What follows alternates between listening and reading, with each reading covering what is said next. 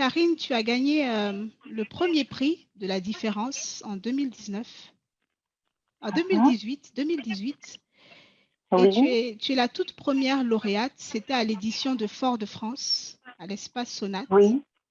Mhm. Alors, qu'est-ce que tu as ressenti déjà pour savoir À la nomination, tu veux dire? quand tu as gagné le prix, quand on a annoncé ton nom dans cette salle? Quand on a. Oui, oui, oui. En fait, alors, comment te dire?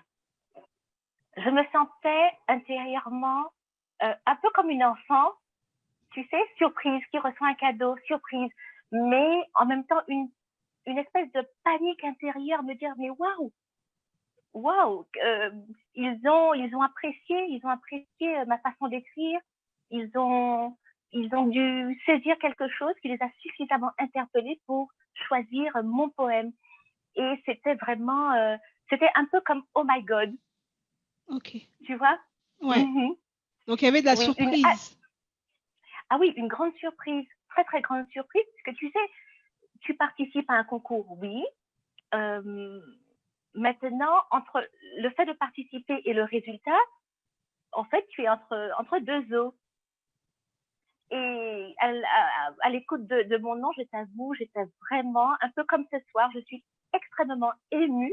Voilà, j'étais très émue lorsque j'ai entendu les résultats. Ouais, Mais je peux comprendre. comment te dire, émue, mais tellement, tu sais, comme je l'ai reçu comme une récompense. Ah, comme une récompense. Pourquoi une Ah oui, récompense? parce que en écrivant ce poème, euh, je le sentais paradoxalement différent. Et je me disais, j'espère qu'il va qu'il saura toucher le cœur et l'esprit de ceux qui le liront. Et donc, le fait de recevoir ce présent, ce prix, ben voilà, ça a été comme une récompense. L'objectif était atteint. Mon poème a touché le cœur et l'esprit des membres du jury. Alors, pour rappel, ton poème s'intitulait L'altère véritable. Mhm, oui. Dans quelles conditions est-ce que tu as écrit ce poème? Alors écoute, très sincèrement, et entre nous, c'est ma petite sœur. Ma petite sœur a entendu l'annonce sur un média. Et elle m'appelle de suite et me dit, il faut impérativement que tu participes à ce concours. Et elle me dit, le thème, c'est la différence. C'est vraiment la première fois que je participais à un concours de poésie. Et c'était encore, c'était également la première fois que je me laissais, je m'autorisais à écrire un poème. Et lorsqu'elle m'a donné le thème, la différence, tout de suite, il y a eu comme j'ai tout de suite été interpellée et les mots qui me sont venus à l'esprit sont l'alter ego, à savoir l'autre. Et ce n'est qu'en écrivant, ce n'est qu'en terminant la rédaction totale du poème que le titre intégral et complet et parfait, entre guillemets, m'a été révélé en tant que l'alter véritable. Très bien. Mais c'est vraiment parti de, voilà, c'est ma petite sœur qui me dit, écoute, voilà, il y a un concours de poésie, il faut que tu participes. Et tout simplement. Ok, donc pour les autres, je vais lire un extrait de ton poème. Mais si différence il doit y avoir, alors elle se verra dans notre acharnement réciproque, à réveiller la légion assommée, notre peuple puissant de bonne volonté, pour changer la donne de nos vies, ragé d'être abusé par ces égaux qui s'en moquent. La voilà la différence, notre identité. Oui, la nôtre. Nous sommes esprits bienveillants, œuvrant pour notre inéluctable victoire. Nous avons cherché loin dans notre mémoire ancestrale.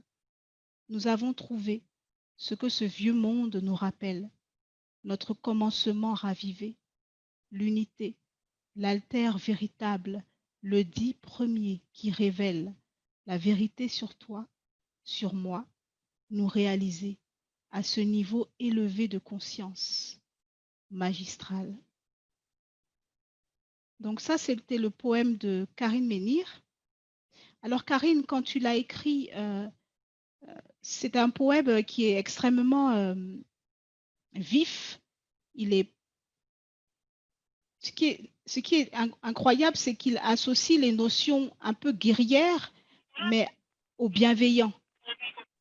Comment tu en es arrivé là, en fait?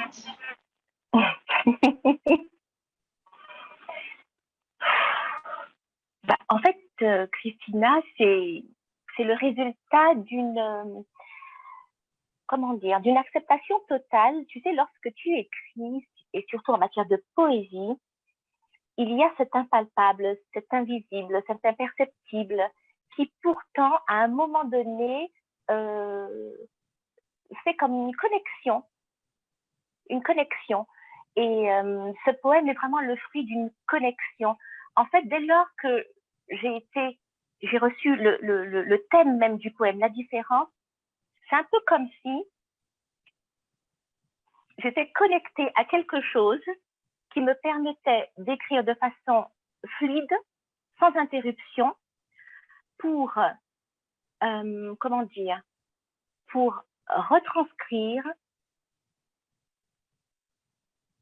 des propos, j'essaie de trouver mes mots pour être le plus simple possible, le plus... Donc, si je comprends bien, tu l'as écrit en un coup, c'est-à-dire que tu as décidé d'écrire pour la différence, tu t'es assise et ça a été un jet. En un coup, oui. Tu as écrit l'intégralité du poème. Oui, et je n'étais pas assise, j'étais allongée sur le banc. Et dès lors que j'ai écrit l'alter, c'est vraiment ça. Tu sais, c'est un peu comme si tu laisses ta plume glisser sur le papier. Et là, tu acceptes simplement de recevoir ce que le mot différence veut bien te donner comme information. C'est un peu comme si tu te connectes à de l'information. J'espère que je suis assez claire. Voilà. Et quand tu as fini d'écrire l'intégralité du poème, ça a duré combien de temps concrètement? 2 heures, 3 heures, un après-midi? Alors, si je m'en souviens bien, oh là là, je ne veux pas te dire de bêtises, c'est un peu loin, mais je l'ai commencé effectivement un matin, d'ailleurs le matin même de l'annonce du concours, et je l'ai terminé, je pense qu'il m'a fallu, alors, que je t'explique, je l'ai écrit d'un trait, mais paradoxalement, pas d'un trait en une seule fois, pas d'un trait en une journée. Il me semble que j'ai quand même mis 3 bons jours. D'accord. 3 bons jours. Oui. Donc, est-ce que la première journée, le squelette du poème existait déjà? Exactement. C'est très juste. La première journée, le squelette du poème existait déjà. Et puisque le squelette, en fait, c'est le message du poème que je ressentais. Très bien. Donc, tu as reçu l'essence du poème, tu en as fait un squelette et tu l'as peaufiné sur les 2 jours suivants. Tu as tout compris et tu l'as très bien dit. J'ai reçu l'essence du poème en lien avec le thème La différence. Très bien. Et tu avais déjà écrit des poèmes auparavant? Non, non. C'était ton tout premier poème. C'était mon premier, c'était mon tout premier poème. Alors que je te dise quand même, non, que je sois un peu plus claire. Ce que j'ai eu l'occasion d'écrire, c'était un peu plus d'ordre personnel. Vois-tu? Ok. Voilà, un peu plus d'ordre personnel, on va dire quelques écrits sur mes expériences de vie. Très bien. Mais rien en lien avec un thème défini. D'accord. D'accord. J'ai vu sur ton site internet, puisque pour information, Karine Menhir a un site internet qui s'intitule Écrire ma vie en mieux.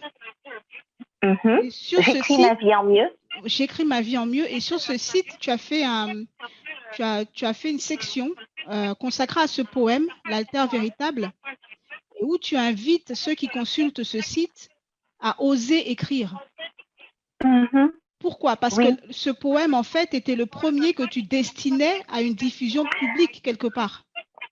Exactement, exactement. Lorsque tu me demandais est-ce que c'est la première fois que j'écrivais un poème, figure-toi que durant la même année, alors c'était au mois de... Non, l'année d'avant, au mois de novembre, je me suis mise à écrire des poèmes. Mais ils étaient vraiment de l'ordre de l'intimité, on va dire, de l'ordre de l'expérience de vie d'une femme. En revanche, en avril, lorsque ce concours a été proposé, c'était vraiment la première fois que j'osais montrer ma plume. D'accord. Tu saisis? Et effectivement, montrer sa plume, montrer sa façon d'écrire, montrer ce que l'on ressent, ce que l'on capte et la manière dont on le capte pour le transcrire de cette façon, cela relève de l'intimité. Et il faut oser montrer cette intimité. Mais ce qui est Et c'est pas... paradoxal. Oui, oui, Non, dis-moi. vas-y, vas-y. Dis-moi. Non, fini. C'est correct. Quand je parle d'intimité, je parle bien sûr de l'intimité spirituelle, c'est-à-dire mettre son esprit à nu, se dénuder complètement. Très bien. Donc, à partir du moment où l'esprit il est nu, il est, c'est-à-dire libéré de tout conditionnement, de toute honte, de tout doute, de toute peur, de toute culpabilité ou autre. À partir du moment où il est libre, c'est-à-dire sa véritable nature finalement, lorsque l'esprit est libre et illimité, eh bien, ça donne l'altère véritable. D'accord. Donc, ça veut dire que ton esprit nu doit être extrêmement guerrier, extrêmement... Parce que l'altère véritable, c'est presque un appel à la lutte, mais paradoxalement à la lutte de ceux qui sont bienveillants et qui veulent construire quelque chose. Et oui, parce qu'en face, tu as bien vu, et le système dans lequel nous vivons, et de toutes les façons, l'actualité nous le prouve, il y a une véritable lutte entre guillemets, ce qu'on peut appeler les forces du bien et les autres.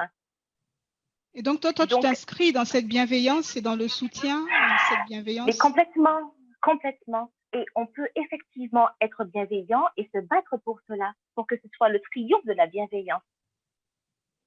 Merci beaucoup, Karine. Mais juste avant de passer à un autre lauréat, aujourd'hui, quand tu relis l'altère véritable, quand tu relis le poème, parce que dans le cas de la différence, ce sont vraiment les poèmes, les stars, quelque part. Ce sont nos stars, ces poèmes qui correspondent à des moments particuliers de nos vies. Quand tu le relis aujourd'hui, est-ce que tu te sens la même ou est-ce qu'avec le recul, il y a un changement?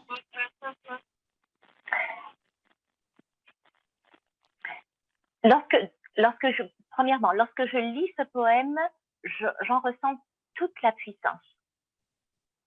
J'en ressens à la fois la féminité, la masculinité, guerrière. D'accord? En ce qui me concerne, ce poème a effectivement marqué le tournant de ma propre croissance spirituelle. Parce que tu sais, nous cheminons tous à des niveaux différents et à des rythmes différents. Seulement, à un moment donné de la vie, de toutes les façons, il y a quelque chose, un événement, une expérience qui nous permet de saisir que nous avons évolué ou pas. Et l'évolution est avant tout spirituelle. Donc, nous savons si nous sommes partis du point A pour arriver au point B. Nous le savons. Et en lisant ce poème, en écrivant ce poème, en ressentant tout ce que j'ai ressenti dans l'écriture de ce poème, je savais pertinemment, et attends que je te dise, lorsque nous écrivons des poèmes, le plus souvent, c'est une forme de révélation. Je pense que beaucoup doivent ignorer leur talent, ils doivent ignorer ce qui les anime. Et lorsqu'ils osent, lorsqu'ils s'autorisent, lorsqu'ils se permettent d'écrire, je pense qu'ils se révèlent à eux-mêmes. Et leur puissance, leur énergie, leur positivité, leur bienveillance se révèlent là. Et ils découvrent, à mon sens, qui ils sont en essence. Ah, je comprends. Et donc, il faut signaler aussi que tu as écrit un livre, du coup, un recueil qui s'appelle L'altère véritable, donc le nom de ce poème. Voilà, oui, c'est plutôt une façon de dire comment, dans quel cadre j'ai écrit ce poème, ce qui s'est passé. Effectivement, oui. Ben, merci beaucoup, Karine. Christina? Oui, Karine? Oui, alors tu posais une question, alors que je la retrouve. À quel moment estimez-vous qu'un poème peut être lu? Oui. Prêt à être découvert par autrui? Et comment vous relisez-vous? Oui. Alors, la question est effectivement très intéressante parce que tout poète aura probablement le sentiment que ce n'est jamais le bon moment. Parce que je pense que nous avons tous un souci, entre guillemets, de perfection. Ceci dit, à mon sens, un poème peut être lu à partir de l'instant où on ressent, en tout cas en ce qui me concerne, cette conviction profonde qu'il a atteint son objectif. En ce sens que un poème, selon moi, n'est pas dénué de sens, n'est pas dénué de but. Un poème a une mission. Le premier étant bien évidemment de toucher les cœurs et les esprits, mais beaucoup plus que cela. Un poème peut véritablement résoudre une problématique personnelle, intime. Un poème peut répondre à une question. Un poème peut réveiller une conscience endormie. Un poème peut agir dans le corps, dans l'esprit. Donc, à mon sens, le poème, il est prêt à être lu lorsqu'il est, on peut dire, vivant, lorsque de sa lecture transpire la vie. Et à ce moment, effectivement, tu peux déposer... Est-ce qu'on peut dire que c'est une espèce d'accouchement? C'est exactement ça. Tu m'as retiré les mots de la bouche. C'est exactement ça. Le poème, il naît dès lors qu'il est sorti de tes entrailles, de ton intimité, de l'intimité de ton corps, de l'intimité de ton esprit. Voilà.